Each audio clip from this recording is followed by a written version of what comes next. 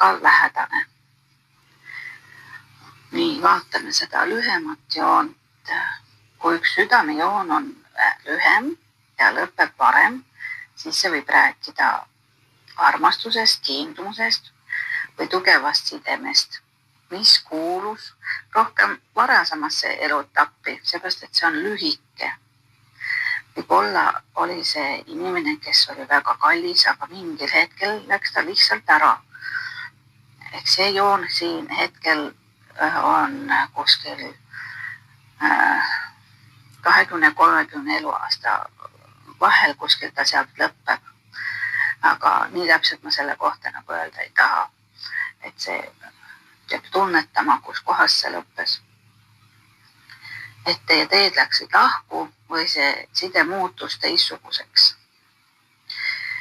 Nii, ja kui teine südamejoon pikem läheb edasi, nii siit pikemalt, siis see võib rääkida sellest armastusest, mis on sul olnud kogu aeg selle lühikese nagu teise armastuse kõrval, nagu põhiarmastus või põhikiindumus, sinu oma elu nagu edasiminek. See jääb nagu sinuga edasi. Ja see võib olla suhe, et see on sügavam tunne, südame avatus või näiteks lihtsalt võime armastada ka edaspidi kõike muid ja inimesi, kes sul on väga tähtsad ja kõige tähtsam inimene oled sa muidugi sina ise. Iseenda armastamine on ka väga tähtis. Vahel arvatakse, et lühem joon võib lõppeda ja see on näiteks väga traagiline lõpp, aga ei ole nii, nagu ma ütlesin. Aga et üks südame kogemus lõppes varem ja teine kandis lihtsalt edasi. Ja meeldetuletuseks.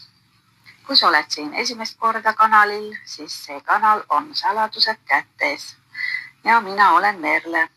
Siin vaatame käejooni, mitte hirmutamiseks, vaid selleks, et inimene saaks ennast paremini mõista, et sa õpiksid oma kätt lugema.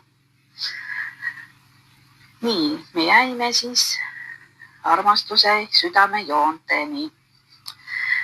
Kui sul on 2 südamejoont, siis küsi endalt, kas minu elus on olnud 2 väga sügavat armastuskiindumust või sellist südamest tunduvat sellist head tunnet. Kas üks neist jäi minevikku, aga teine elab minus edasi.